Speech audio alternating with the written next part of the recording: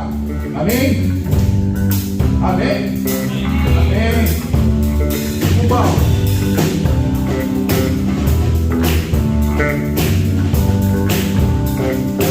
Vejo a glória.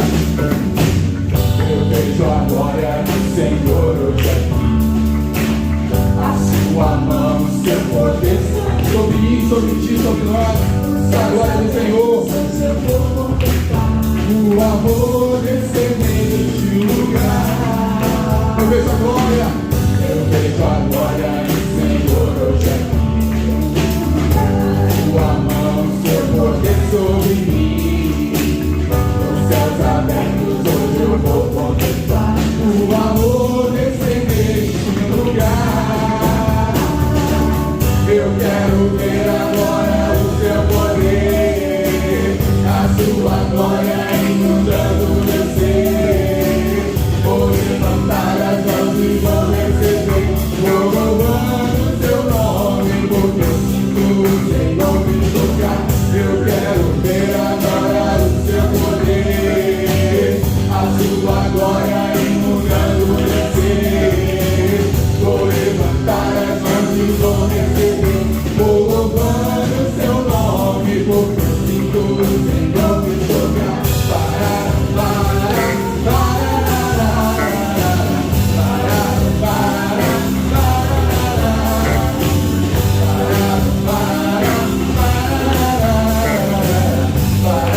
Só aqueles que têm a glória do Senhor.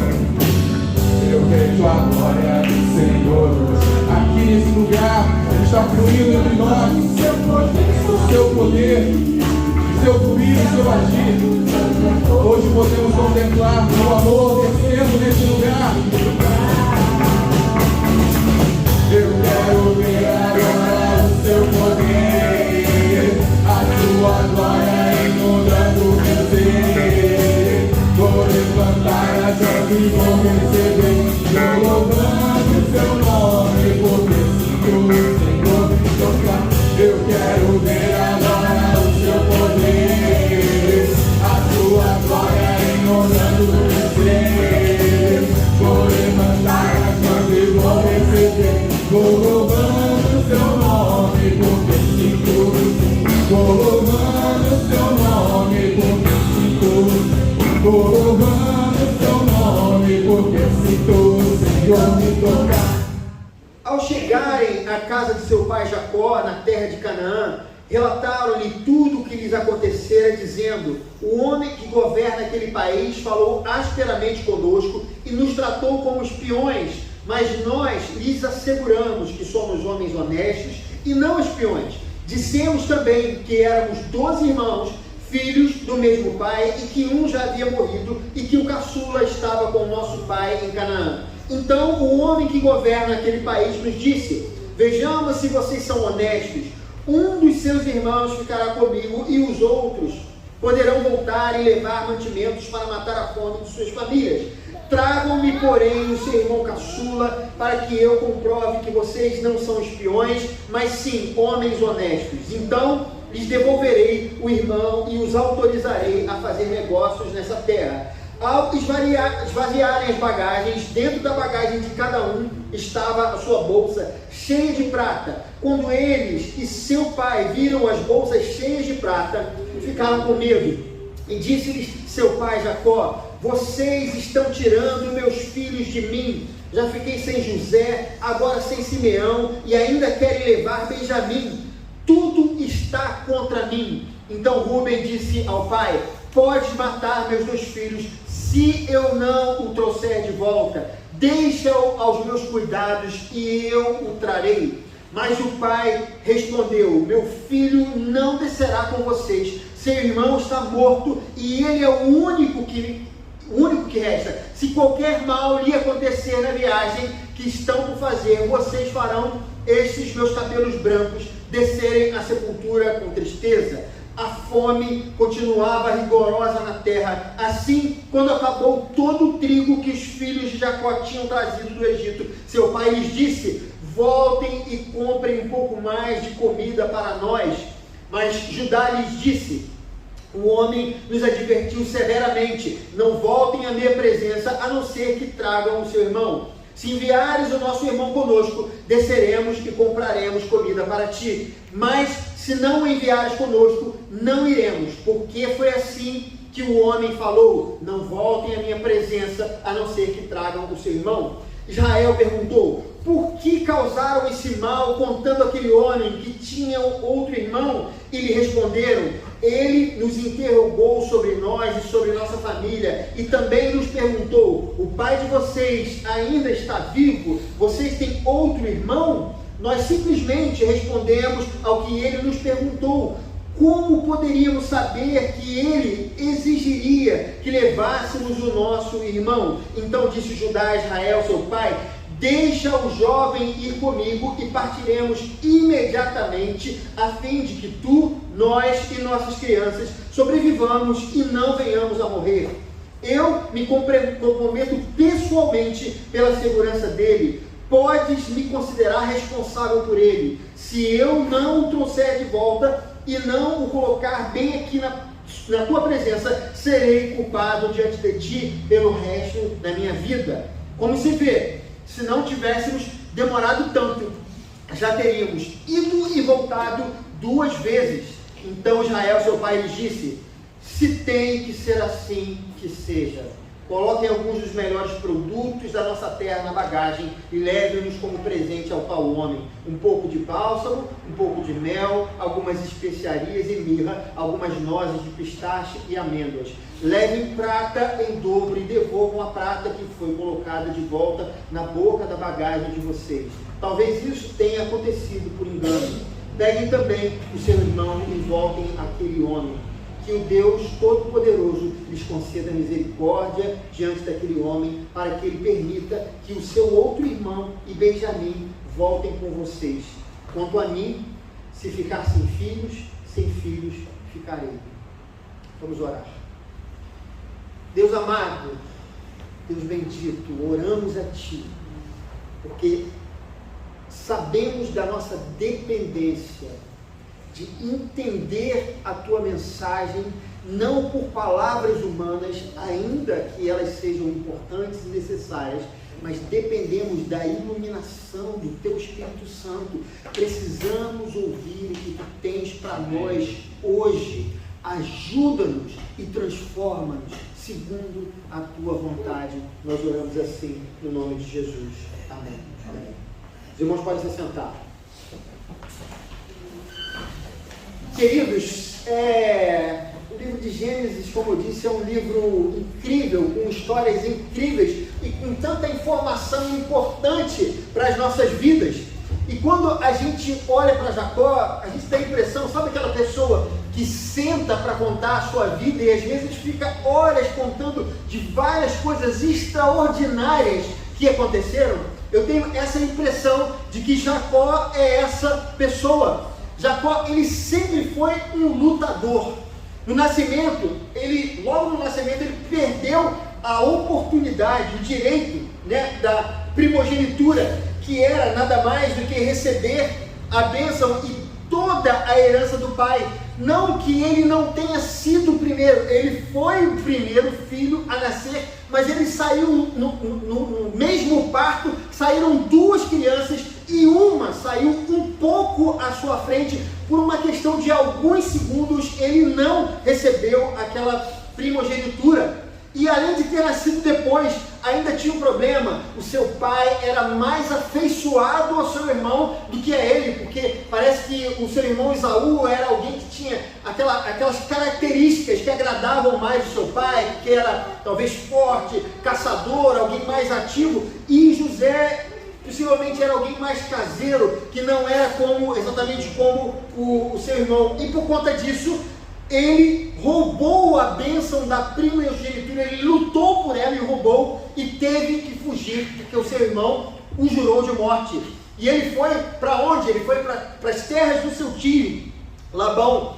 Mas lá ele foi enganado também pelo seu tio, ele se apaixonou pela filha, né, pela sua filha, a Raquel, e o seu tio combinou com ele um preço, mas na verdade o seu tio Labão, ele enganou ele enganou Jacó, e Jacó teve que, na verdade, para conseguir se casar com a mulher que ele amava, teve que trabalhar o dobro do tempo. Ele trabalhou 14 anos ao todo, e ele lutou contra o seu tio, ele se vingou do seu tio, quando ele foi cuidar, apacentar os rebanhos do seu tio, e tomou o rebanho, o melhor do rebanho do seu tio. Por conta disso, não só Labão, mas os filhos de Labão também, eles ficaram insatisfeitos com Jacó, e principalmente porque Jacó fugiu, e ele teve que sair daquelas terras, e ele ficou numa situação onde ele ficou entre o tio que ia atrás dele para se vingar do que ele tinha feito, e também o seu irmão Esaú. Então ele ficou ali no meio do caminho, ele ficou entre os dois exércitos, amados, né? O Senhor vai iluminando o nosso entendimento. Ele ficou ali entre o Labão e entre também o seu irmão Esaú. Que coisa incrível! Isso tudo aconteceu até que ele ficasse no vale de Jaboque. O que acontece no capítulo 32, 22. Ele coloca a sua família do outro lado. Ele estava aflito pelo que estava para acontecer. Ele não poderia voltar para as terras do seu tio. Ele precisava ir para Canaã, que era a terra da sua família. Ele estava ali naquele momento, e durante a noite, enquanto ele estava aflito, ele encontra um anjo. E esse anjo, que estava na forma de um homem, né, que a teologia chama isso de uma teofania. Deus apareceu em forma de um homem, e ele luta, primeiro sem saber que era o próprio Deus que lutava com ele, e ele lutou contra aquele homem, e ele percebeu que era Deus que lutava com ele, e ele achou que tinha prevalecido. Ali, naquele momento, o anjo Deus tocou nele, e o nome dele foi mudado de Jacó para Israel. Ali ele foi tocado por Deus e nunca mais foi o mesmo. Não é, queridos, sobre esse homem, o Jacó, o usurpador, que nós vamos falar nesse domingo, mas alguém completamente diferente, alguém que não tinha condição alguma de lutar contra ninguém, alguém que estava velho e rendido diante de muros que se mostravam intransponíveis e que apareceram diante de si. Amados, do nascimento de Jacó até o val de Jaboque, a nossa atenção completa está sobre Jacó, sobre o que ele viveu. E depois, por conta da belíssima história de José, nós nos distraímos e nós perdemos um pouco o foco. É importante a gente ver que a história de José tem 3 aspectos importantes na nossa leitura que fazemos no livro de Gênesis, globalmente falando, né? Ou panoramicamente falando, melhor dizendo. Há 3 aspectos importantes. O primeiro é o que acontece com a própria história em si, que é a redenção de um jovem que foi injustiçado, foi levado pelos seus irmãos, né, e foi vendido como escravo para o Egito, e ele confiou em Deus, e Deus o ajudou naquele momento difícil. Então é a redenção desse jovem. Mas há também um segundo aspecto na história de José, que é exatamente como Deus preservou a promessa que ele havia feito para os descendentes de Abraão. Os descendentes de Abraão, com Abraão recebeu a bênção, né, e a promessa de que através dele a sua descendência seria abençoada, e todas as famílias da terra seriam abençoadas por sua geração. Então Deus estava preservando essa família, já que Canaã, naquele momento, por serem uma família pequena, não era o melhor lugar para eles estarem, e eles estariam protegidos no Egito durante 400 anos. Eles se tornaram escravos, mas também era a proteção que Deus dava para cumprir a promessa que era Jesus Cristo. Então Deus preserva. A história de José é essa preservação de Deus para essa família. E o terceiro aspecto dessa história de José, que é uma história tão bonita, é que é a história de como Deus transformou o usurpador Jacó no temente Israel. Se a história, irmãos, de Jacó terminasse na luta contra o anjo, aquela história estaria incompleta. E nós até poderíamos dizer que Deus, ele não se importa com a condição pecaminosa do ser humano, porque afinal Jacó, ele foi abençoado, ele recebeu a bênção de Deus, mas ele fez tudo de errado, tudo o que não se pode fazer, tudo aquilo que a Bíblia, e nós conhecendo hoje o Senhor claramente, plenamente, a gente vê que o que ele fez era uma coisa que afrontava a Deus. E se a história dele termina no Val de Jaboque, é como se fosse assim, ó, valeu, você pode fazer o que você quiser, que Deus não liga para a sua condição pecaminosa. Até o Val de Jaboque, esse homem não demonstra sinais de arrependimento ou rendição sincera diante de Deus. Ele por dentro continuava sendo o usurpador, mas as coisas agora haviam se encaixado. Ele se tornaria rico, próspero e pleno, e foi isso que aconteceu. Dentro de Israel, o Jacó permanecia adormecido. Esse homem, irmãos, só não continuava usurpando, porque agora ele já tinha alcançado o seu objetivo. Ele estava vivo, ele estava rico, ele estava abençoado, ele estava abastado. Mas, como está registrado em 1 Samuel capítulo 16 e 7, o Senhor não vê como o homem vê a aparência, mas o Senhor vê o coração. Jacó, queridos, então, ele passará pela maior prova de sua vida. Deus fará com que Jacó se torne o Israel. Ele crescerá na graça e no conhecimento daquele de quem sua descendência recebia a promessa. Queridos, e é aqui que a história de redenção desse homem tem início. E o primeiro destaque que eu gostaria de fazer nesse texto, meus irmãos, está no capítulo 42, no versículo 36, que nós lemos, quando ele recebe a notícia que Benjamim tem que ir para o Egito, caso contrário, eles não podem ir para negociar com aquele governante malévolo que estava exigindo a presença do Benjamim.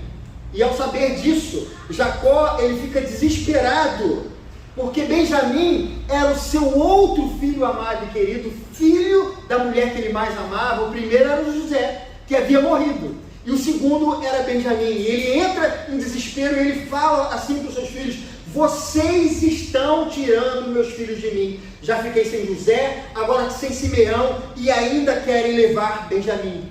E aí ele diz: tudo está contra mim. Queridos, tudo está contra mim? Será que Jacó realmente está dizendo isso? Será que ele sente realmente isso?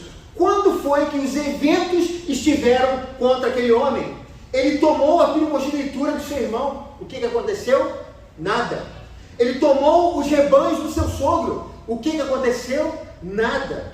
Ele voltou para a terra onde o irmão esperava para se vingar dele. E o que aconteceu? Nada. Ele lutou contra o anjo. E o que aconteceu? Nada. Tudo sempre esteve ao seu favor. Ele chegou a lutar contra o anjo. E entre aspas, ele prevaleceu. Era o que ele achava, queridos. Jacó estava acostumado a vencer todas as suas disputas. Tudo sempre esteve a seu favor. E pela primeira vez na história bíblica, a maré estava mudando. Depois que o anjo tocou na sua vida, ele perdeu Raquel, a esposa que ele mais amava. Ele perdeu José. Lembre-se que José estava vivo, mas ele não sabia. E o luto dele foi um luto real. E ele para ele, José estava morto. A fome estava matando todos os seus rebanhos, estava acabando com todas as riquezas que ele usurpou do seu pai, do seu irmão e do seu sogro. E agora ele perdia Simeão, principalmente Benjamim, além dos demais filhos, que poderiam voltar para o Egito e poderiam ficar presos, escravos naquela terra, e ele ficaria sozinho. Então, irmãos, ele reage àquela situação e ele diz: por que me causaram esse mal, contando aquele homem que tinha outro irmão? Jacó, irmãos, ele sempre teve um ímpeto de reagir às situações adversas, mas agora o que ele podia fazer? Ele estava velho, ele não tinha mais força, ele estava entre a cruz e a espada, entre a fome que matava tudo o que ele amava e o tal governante poderosíssimo do Egito. Esse é o velho Jacó, que culpa os filhos, que culpa a vida, que culpa os outros, que justifica seus atos pelas ações alheias. Mas a culpa, queridos, não era de ninguém. A culpa era da vida, a culpa é da fome, da seca que eles atravessavam, mas ele tentava encontrar alguém que fosse responsável pelo seu flagelo, alguém que ele pudesse lutar e usurpar a sua vitória. E isso, queridos, nós nos parecemos muito com o antigo Jacó. Há ocasiões em que tudo parece se voltar contra nós repentinamente. Por um momento, a nossa vida está indo muito bem, nosso trabalho, nossa família, nossa saúde, nosso ministério, mas de repente a maré, ela parece se virar e tudo parece ficar contra nós.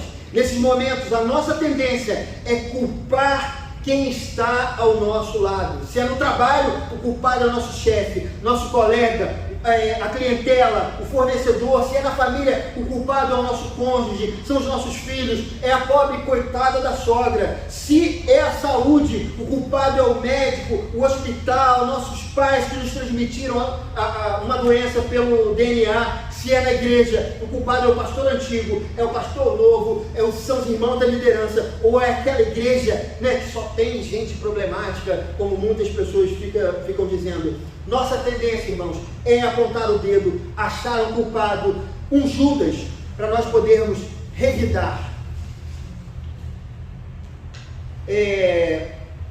Um tempo atrás, alguns anos atrás, né, os meus filhos eram bem novinhos, eu e Glaucia compramos uma piscina para eles, aquela piscina plástica, grande, era bem grande aquela piscina, né? E aí nas férias, eles chamaram os primos, estavam todos lá, né? Fazendo aquela bagunça, nadando e tal. A gente estava há pouco tempo em Marambaia ainda, né? Alguns anos, 12 anos atrás, né, mais ou menos, era um lugar ainda assim que tinha muito mato e tal. Quando eu fui para lá, eu tinha 7 anos de idade, né, era um lugar quase que uma rocinha, uma roçazinha, né, para a gente entender.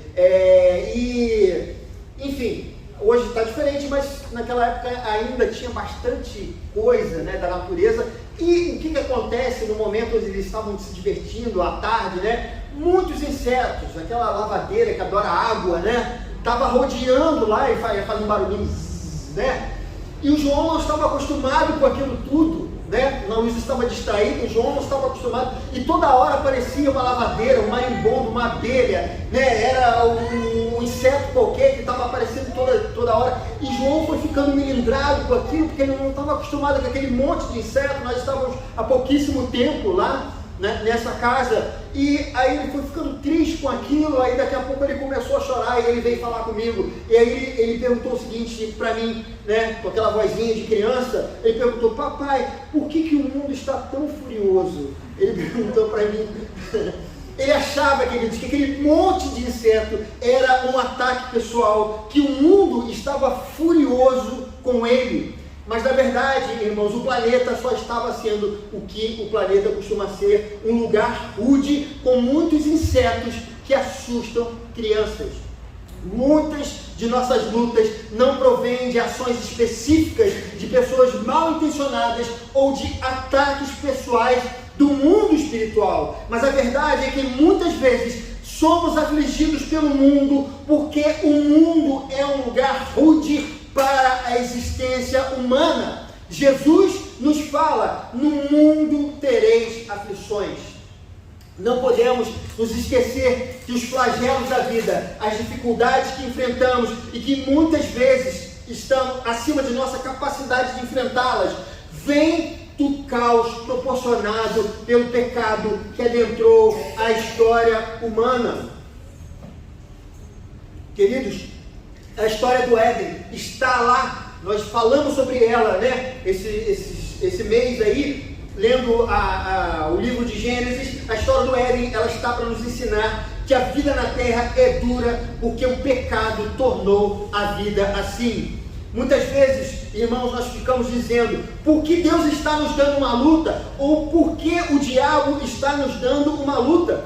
Mas nem sempre é tão fácil assim a gente perceber essas coisas. Nós precisamos tomar um certo cuidado com afirmações precipitadas. O mundo é e sempre será um lugar cheio de lutas e adversidades. E é por isso que Jesus fala que no mundo nós teremos aflições, mas ele continua dizendo: mas tem de bom ânimo, eu venci o mundo. Nós estamos, irmãos, cercados de dificuldades e há limitações para a ação humana. Nós temos limites para atuar diante dos desafios que muitas vezes nós enfrentamos. E isso nos leva ao segundo aspecto da mensagem. Diante da perda do que era mais precioso, né, naquele momento, que eram seus filhos e as suas riquezas, Jacó, ele diz algo importante no capítulo 43, do versículo 11. Preste atenção no que ele diz: se tem que ser assim, que seja. E olha que ele fala logo depois no versículo 14: quanto a mim, se sem filhos ficar, sem filhos ficarei. Irmãos, que palavra forte para alguém que estava sempre pronto a lutar. Alguém que estava sempre pronto a prevalecer. Queridos, o que ele não sabe é que o mesmo dilema que Abraão estava vivendo, que era a iminente perda do seu filho, ele também estava vivendo isso. Mas a diferença é que Abraão voluntariamente ofereceu o Senhor para Isaac. Mas com Jacó, os seus filhos estavam sendo tomados à força, porque ele não perdia para ninguém. Ele achava que ele podia lutar contra Deus, que ele podia prevalecer contra Deus, mas naquele momento, Deus estava tirando o que era mais importante para esse homem. E a única coisa que lhe resta é confiar em Deus. Só que o Jacó não confia em ninguém, mas não é assim que esse homem está nesse momento. O versículo 14 nos diz que o Deus Todo-Poderoso lhes conceda misericórdia diante daquele homem. Irmãos, não havia o que ser feito. Só restava confiar no Deus Todo-Poderoso. Queridos, muitas vezes nós enfrentamos situações na vida extremamente difíceis. Estamos acostumados a enfrentar do nosso jeito, impondo a nossa própria vontade. Entretanto, há momentos em que chegamos à conclusão que não temos ou recursos financeiros, ou o conhecimento necessário, ou vigor físico, ou força emocional ou espiritual para resolvermos determinadas adversidades. As tempestades muitas vezes são muito mais fortes e muito mais complicadas do que nós podemos lidar.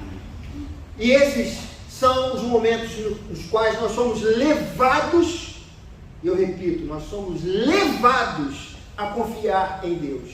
Como Jacó, que não tinha opção, nós também muitas vezes somos impelidos a crer, enquanto nos debatemos, gritamos, esperneamos, nos mantemos em nossa antiga identidade e continuamos sendo o velho Jacó. quando permitimos que a fé tome as rédeas, a nossa nova identidade passa a reger os nossos passos. Afinal, como diz o apóstolo Paulo, o justo viverá pela fé. A história, queridos, de José continuou, essa história que nós lemos aqui. Nós sabemos o belo desfecho que ela tem. José, ele se revela aos seus irmãos. Jacó fica sabendo que seu filho José não tinha morrido, que ele estava governando o Egito, e há uma alegria muito grande por tudo aquilo que aconteceu. Mas imaginem o turbilhão de emoções vividas por Israel, depois dele perder tudo. Agora ele se encontrava numa situação em que tudo havia sido restaurado. Seus filhos estavam bem, sua riqueza estava preservada, até o seu filho José estava vivo. Depois disso tudo, queridos, ele teve a certeza de que Deus cuidava dele. E a partir desse momento, ele já não era mais o velho Jacó, agora ele era o Israel, alguém que entendia o que era viver pela fé. Queridos, há um detalhe muito bom, muito interessante nessa história. Nós vamos ver isso nessa próxima semana, no capítulo 48, no momento em que ele está abençoando seus filhos lá no Egito. Ele já está próximo de sua morte. Olha o que Jacó ele fala, o que ele deixa nas entrelinhas de um versículo. Ele diz o seguinte, que o Deus, no momento que ele está abençoando seus filhos, que o Deus a quem serviram meus pais, Abraão e Isaque, o Deus que tem sido o meu pastor em toda a minha vida até o dia de hoje. Jacó, no começo, ele afirmava, quando ele se referia a Deus, ele dizia que o Deus era de seu pai Isaque e de Abraão, mas ele nunca se referia a Deus como o seu Deus. Sua experiência de perda, de sofrimento, de angústia, mudou a perspectiva de seu relacionamento com Deus. E no verso seguinte, do capítulo 48, ele diz o seguinte: o anjo que me redimiu de todo o mal. Esse novo homem também reconhece o seu pecado, sua necessidade de ser redimido pelo Deus Santo. Ele reconhece que dentro dele havia um homem que era o usurpador e que precisava ser, queridos, como nós entendemos, crucificado. Existe bênção, meus irmãos, naquilo que aos olhos humanos é maldição. Deus usa as adversidades como ferramenta para a nossa disciplina. E a disciplina apura o nosso caráter, nos torna melhores e mais sensíveis a Deus e ao próximo. E ainda nos aperfeiçoa, nos tornando a imagem e semelhança do seu Filho Jesus. Eu queria concluir dizendo, queridos, que a história da redenção de Jacó aponta para a obra de redenção que Jesus faz no nosso coração. Essa redenção, diferente do que muitos pensam, elas não ocorrerão somente, essa redenção não ocorrerá somente no futuro distante. No futuro, quando o Senhor vier, ela será consolidada, mas ela começa ela começa aqui, ela começa hoje. Esse processo teve início no dia da nossa conversão, através daquilo que Jesus, na cruz do Calvário, fez por nós, e está sendo aplicado através do seu Espírito nos meandros de nossas vidas. Eu te convido a orar para que Deus nos ajude em meio às dificuldades, para que Ele faça em nós a obra que é preciso fazer, moldando a nossa identidade, transformando-nos segundo a boa, agradável e perfeita vontade de Deus, mudando a nossa imagem, nos fazendo a imagem de Jesus Cristo. Completando, como diz o apóstolo Paulo, em Filipenses 1,6, estou convencido de que aquele que começou a boa obra em vocês vai completá-la até o dia de Cristo Jesus. Abra o seu coração para o Senhor. Se as lutas vierem, se as lutas já estiverem na sua vida, todos nós, em algum momento da nossa vida, vamos passar por alguma coisa que vai nos tirar da nossa região de conforto. Como eu disse, o mundo é o que é por conta do pecado, porque o mundo é assim mesmo. As lutas e tribulações virão a todos, mas lembre-se que no mundo nós teremos aflição, mas o Senhor, Ele venceu o mundo. Confie no Senhor e permita que Ele faça a obra na sua vida e no seu coração. Não relute, não faça como o velho usurpador, viva como Israel. Que o Senhor abençoe essa mensagem, em nome de Jesus.